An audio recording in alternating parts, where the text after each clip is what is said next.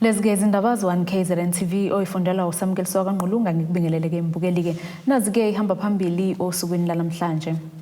Isilo samaZulu Sibhunge Nangeyamanzi.I-ANC welkamthaniya Yeseka UMKHIZE kanti-ke lihlehlile olowahlahlela abafundi ngembazo.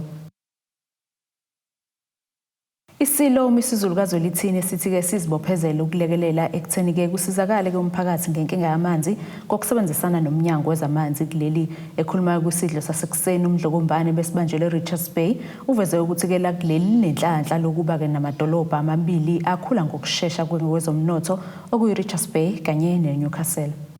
Inhlangano yezimboni ezahlukene eRichards Bay nyakatho nesifundazwe KwaZulu-Natal iZulu Chamber of Commerce and Industry isingethe isidlo sasekuseni nebesanjelwe izinhlaka ezahlukene ukudingida izindaba ezithinta ukusatshalaliswa kwamanzi. Phakathi kwabe behambele lesidlo sasekuseni kubalwa Isilo samabandla umisizulu kazwelithini, ungqongqoshe wezamanzi nokuthuthwa kwendle kuzwelonke usenzo mchunu kanjalo nongqongqoshe wezomnotho esifundazweni KwaZulu-Natal uSiboniso Duma kanye nemeya uMasipala uMhlathuze. Isilo samabandla sethula inkulumo yaso siveze ukuthi sizivulile izandla ukulekelela kwimizamo yokusiza umphakathi ukuba uthole amanzi.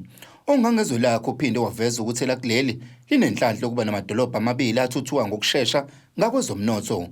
We are also lucky to have places or zones that are potential water catchment areas, which puts us in a position that we can supply and store water to the rest of the country. It is sad, and luckily I know indawo yaseJozini very well, which the people of the area, UMKHIZE. It's funny when you think about it sometimes, they have water but they don't have access to it.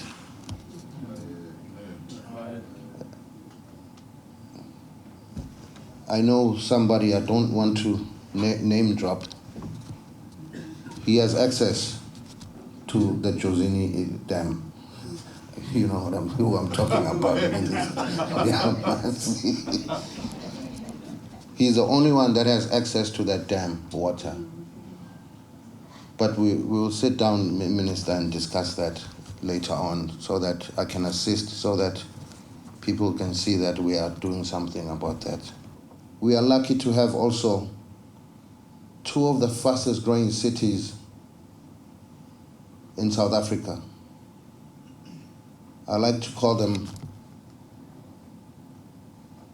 our main economic zones, which is obviously Richards Bay, being followed by Newcastle. Ungqongqoshe usenzo mchunu uveze ukuthi banezinhlelo abanazo ukuzama ukusabalalisa amanzi kubantu. Lezi zinhlelo uthi zizosiza kakhulu emphakathi edonsa kanzima ekutholeni amanzi. KZN, you have two boards, and this is a very important point for the chamber. You have Umngeni water, you have Mhlathuze water. We've decided to put them together into one board, merge them. Umngeni is the second biggest board, it follows Rand water. Now, there's no reason why it should be second. Not because I come from here, but because of its potential. It has a very good name in the markets. Ungqongqoshe uDuma ugxile kakhulu kumkhakha wamaloli nocekela phansi ingqalasizinda kahulumeni ngenhloso yokujaha ukwenza inzuzo. Kanti uphinde waveza ukuthi amaloli asazoqhubeka nokubulala abantu uma kungasukunya ukukhulunywe nabaphethe lemboni. Lama truck esibone ebulala abantu ingenxa ukuthi i-trucking industry seyidesign methodology ukuthi kufanele uholwe ngama-load. Manje abasalali ke o-truck drivers bayaphoqeleka ukuthi bahambe usuku nemini ngoba uya-incentivize ukuthi how many loads you've done on the day. That contestation and that contest is not healthy. Instead izogcina ukuthi kufa abantu kakhulu at the expense of the profit. Lo mcimbi ubuhanjelwe izinhlaka eziningi ezahlukene kwezamabhizinisi ezakhelene nomasipala iRichards Bay. Ezindabeni Z1KZNTV kube kuthi abantu maphumulo eRichards Bay. Inhlangano kaKhongolose esifundazweni KwaZulu-Natal ithi-ke izophuma zonke izinkalo kunxenxa ezinye izifundazwe ukuba zisekeke igama likaDokotela Zweli Mkhize esikhundleni sokuba umengameli wenhlangano engqungqutheleni kazwelonke ezobanjwa-ke ngoZibandlela. Lokhu-ke kudalulwe unobhala walo leli qembu esifundazwe esithangameni-ke sabezindaba besibanjelwe komkhulu le-ANC eThekwini. Inhlangano kaKhongolose esifundazweni KwaZulu-Natal ibambe isithangamini nabezindaba ukuzocacisa ngaloyo abazomeseka kwesobungameli ngoZibandlela. Lokhu kuza ngamuva kwemihlangano yamagatsha yokuphakamisa amagama azongenela ukhetho ngoZibandlela. Kubonakala umbono omningi wamagatsha kaKhongolose evumelana ukuthi acabanga ukuthi abantu abangahola i-ANC ku-national upresident umongameli kungaba uDokotela uZweli Mkhize, usekela mongameli ngaba uPaul Mashatile, unational chairperson kube uStandi Mathabata, then uSecretary General kube uPhumulo Moswale, then uComrade Nomvula Nonkonyane aba usekela Secretary General.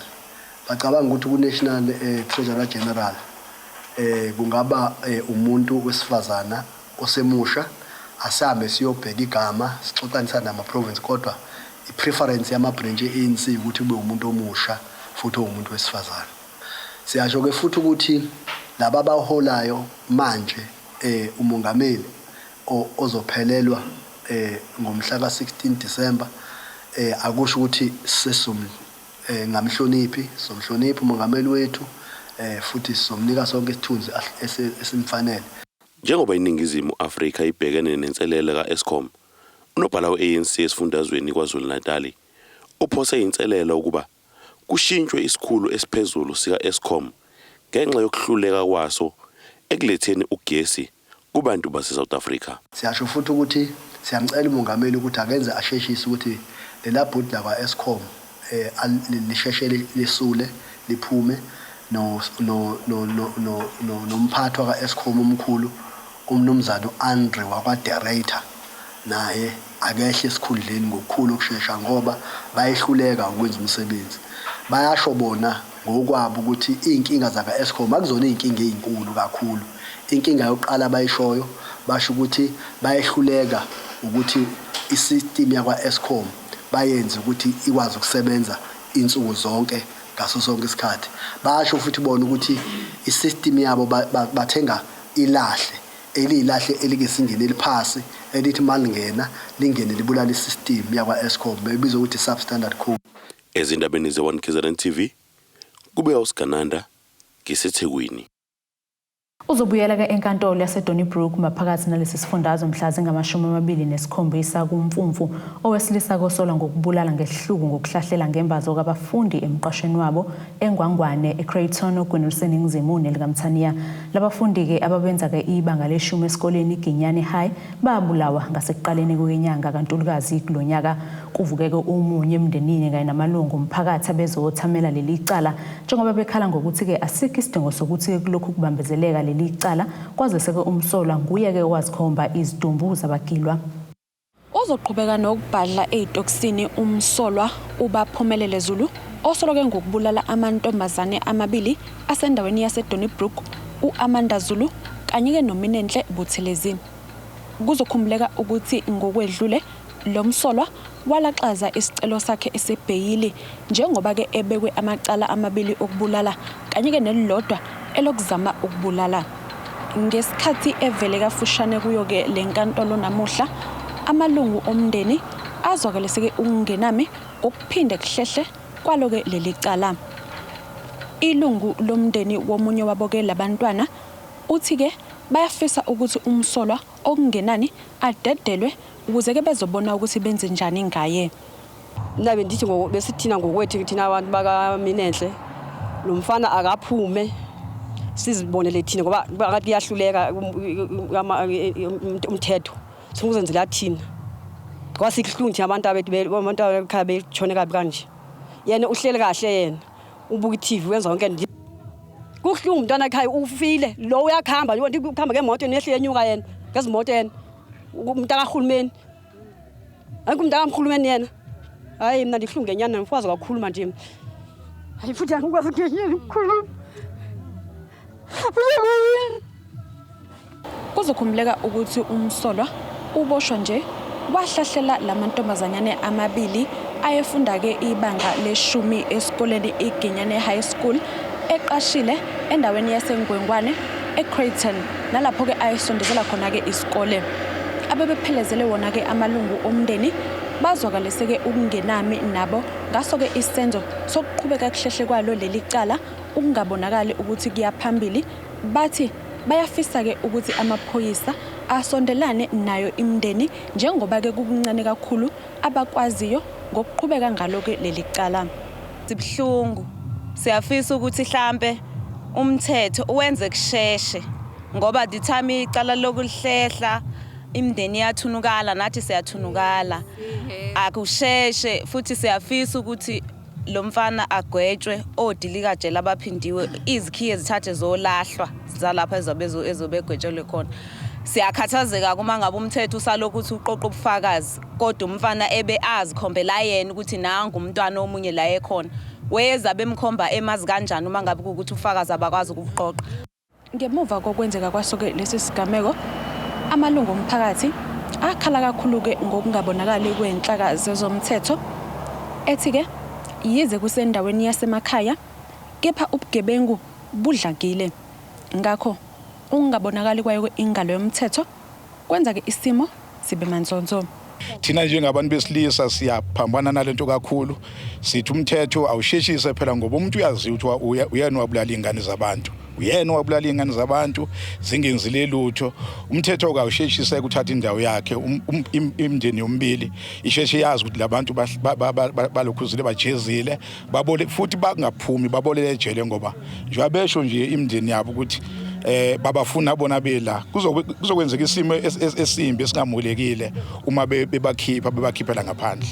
Umsolwa kulindeleke ukuba ke abuye mhla zingama27 enyangeni ezayo ukuzoqhubeka ke nakho ke ukulalelwa kwicala lakhe. Endabeni ze-1KZNTV kube kuntombi khona Mvubu ngiseDonibrook.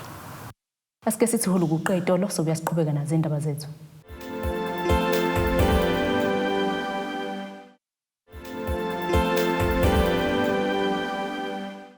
Asikwamukele mbukeli usabukele zona indaba ze-1KZNTV nazi-ke ekuyizona ehamba phambili.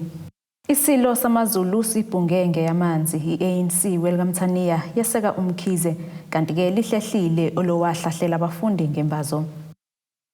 Unina-ke womntwana oneminyaka eyi11 ubudala wasendaweni yaseCinci kwesakamthetho empangeni enyakatho nelkamthaniya okuvela ukuthi-ke udlengo lwephindelela ngomalume wakhe uthi-ke ufuna kwenziwe-ke ubulungiswa. Umathole indabandaba uthi-ke umsolo neminyaka elinganiselwa phakathi kwama40 kwama50 ubudala ufuna-ke ajeze kanzima kwenzeke ubulungiswa kumntwana wakhe.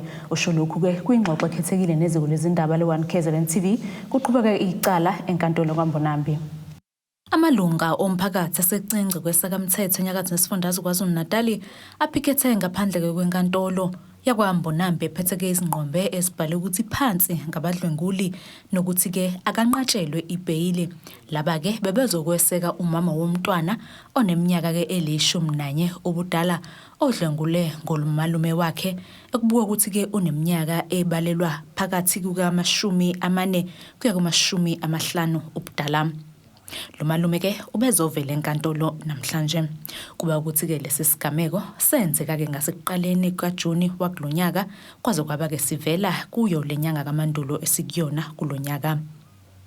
Umama-ke womntwana usuhlukumezeke kakhulu ngalesi sigameko njengoba-ke bengalindele ukuthi lesi sigameko singenzeka kuye nanokuthi-ke ubhuti wakhe ubemthemba ukuthi-ke usengadlengulwa umshana wakhe.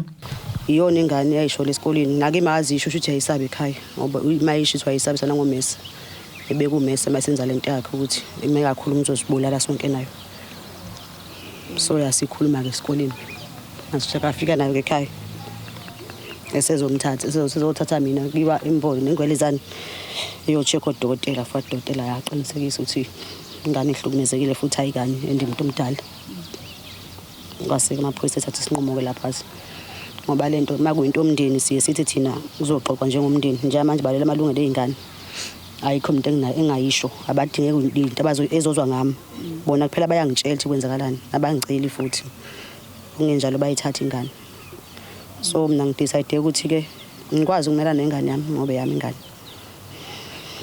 okwenzakalayo ngizobe nginayo noma abe yini. Uhlulekile-ke ukuzibamba izinyembezi echaza ngomzima abhekane nabo ngesikhathi-ke umntwana wakhe emcela ukuthi ufuna ukuya emhlangeni ngenxa yokungaqonda ukuthi isimo sakhe asisamvumeli ukuthi-ke usengahlanganyela nezinye izintombi zomhlanga ukuya-ke emhlangeni. Kwaba buhlungu mina manje kusebuhlungu futhi angiboni ukuthi kuyophola nini. Ngiyazama khona ukuthi kuphole kodwa ngeke kuze kuphole. But kungeke phela uhamba ukukhombisana phambi kwabantu kuba sengathi ku right makunabantu right kodwa egcineni la kufika ngisho ubuthongo mangileli ndala isikhashana ngiphaphama ngicabanga at least wengamana kwenze kumina ukuthi kwenze nganini wayengiyekelani mina kwaba buhlungu kakhulu futhi hayi kancane namanje kusebuhlungu mangibuka izicela ukuthi ngimcela ukuya emhlangeni adisho ngicela ngoyibhalisa ihambe lento zomhlanga ngisafuna ngicabanga ngizochazela ngithinta ayiseze ukuya ngubani ngihlukumezile nje kakhulu. Mina ngokwami angimdingi nje ngaphandle ngokwami angimdingi ngaphandle ngimdinge ngaphakathi ngishaya ukuthi udonsa life mhlambe khona ongacishe kube ngcono kumina ngamboni mhlambe khona ongangisiza nje ngaphinde ngimbone ngaphandle akeze nokuhlala mhlambe bazomhlukumeza abanye ngaphakathi bathi nasihlule uhlulekile ekhaya ukuhlulekile ukuba emphakathini nasekhaya uzothi akaphume mhlambe efika sibulale konke nengane ngcono khona engaphakathi angisho ukuthi ngeke ngife kodwa yena sengiyabona ukuthi khona ubungozi angakwenza kumina nengane. Iqembu le-Economic Freedom Fighters libeke ingxenye ukuzokweseka umndeni nalo-ke elithe phansi ngokudlengulwa kanye nokuhlukunyezwa kwabantu besifazane. Njengoba ngimilana oqala nje ngumama ngumuntu wesifazane ongenza futhi kwenzeke mina noma kwenzeke komunye and then bese kumela futhi EFF yokuthi EFF vele akekho umuntu ongazi EFF iyabalwela abantu besifazane. EFF sit down with women abuse down and women need to be protected ngaso sonke isikhathi. So silana ke umphakathi sifisa ukuthi ibail lobhuti lona engayitholi. We are here to oppose bail.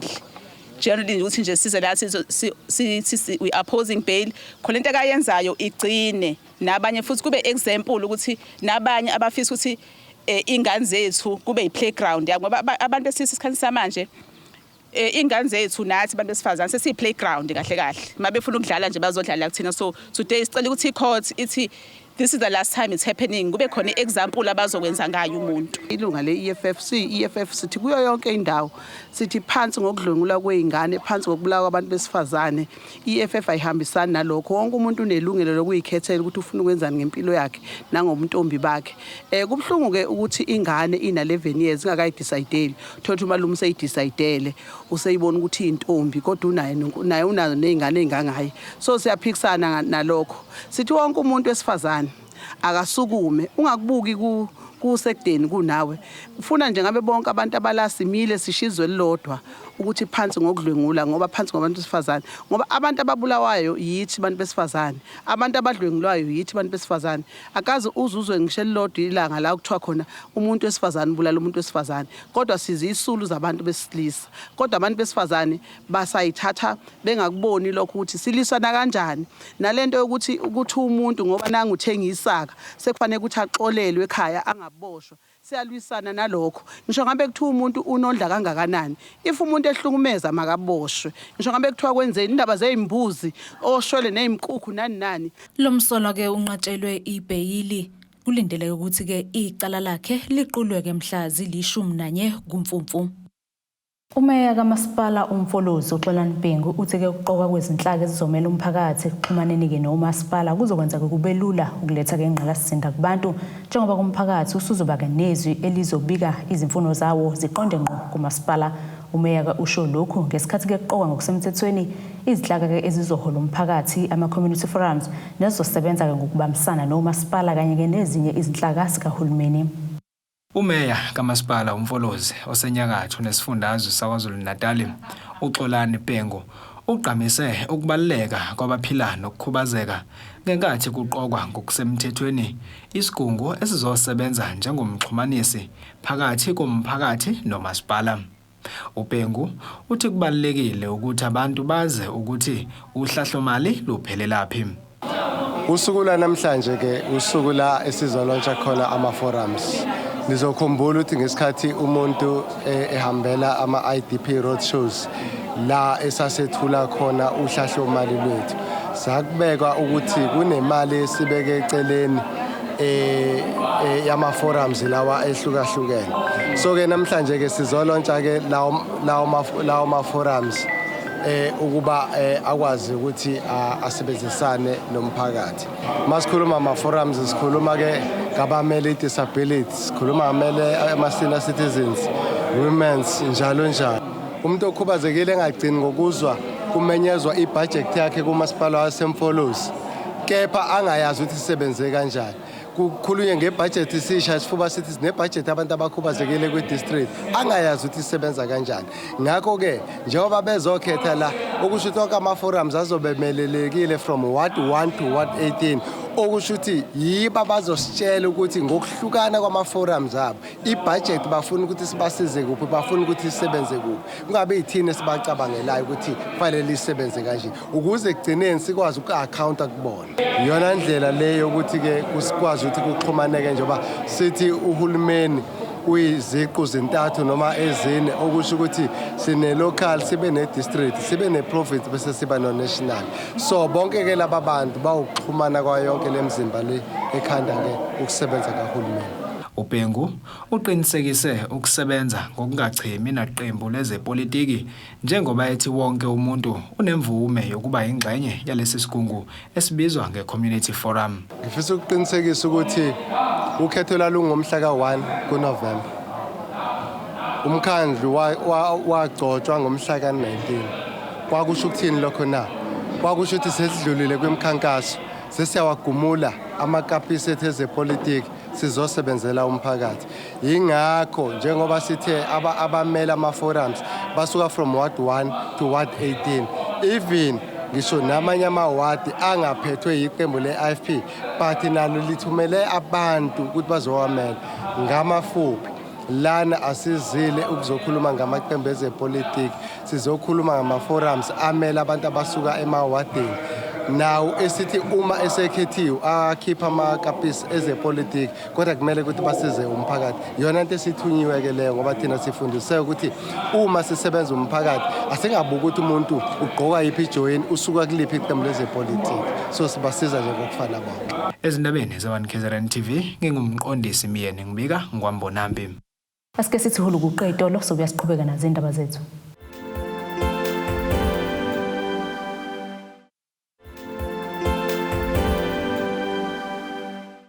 Asikwamukele ke mbukeli usabukele zona indaba ze-1KZNTV nazi-ke ekuyizona ehamba phambili. Isilo samaZulu Sibhunge Nangeyamanzi.I-ANC welkamthaniya Yeseka UMKHIZE kanti-ke lihlehlile olowahlahlela abafundi ngembazo. Ake sibheke-ke engosini yezomnotho.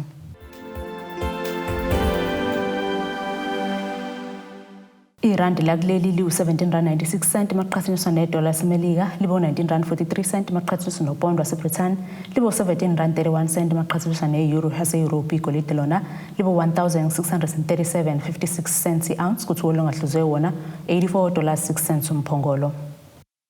Ake sibheke-ke engosini yezemidlalo.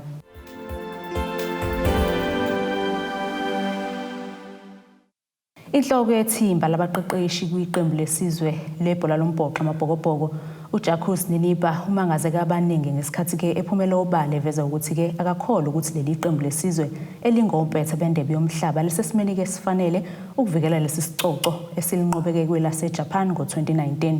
uNiniba usho lokhu ke amabhokobhoko ngempela sonto aguqiseke eArgentina ngo-38-21 kumdlalo wokuqoqa ku-Rugby Championship. Uthi-ke imidlalo yeqembu lesizwe yokusonga unyaka iyona-ke ezolibeka esimeni esidingekayo sokuzisondeza-ke nokuthi-ke livikele isicoco somhlaba ephetha lokuthi-ke kumele baqinise kumqiqo okunqoba-ke imidlalo ngokulandelana. Nasike isixwayiso esiphuthumayo isiteshi 1 KZN TV ixwayisa ke ngomlisa Mumbe ohamba keqola abantu kakhulukazi abamasonto esebenzisa ke igama lalesi siteshi ethi ke uvele eminyangweni wezokukhangisa kulesi siteshi makabakhokhe kuye imali uzobakhangisela kemniningwane ke ethe 22 ngezokukhangisa ungaxhumana ke nombulelo Nkosi ku 0357898855 noma ke ungene ku website yethu ethi www.1kzntv.co.za noma ke usifikele mathupha emahhovisi ethu ku number 71 Dollar Drive eRichards Bay. Nasike isimo sezulu esingalindeleka.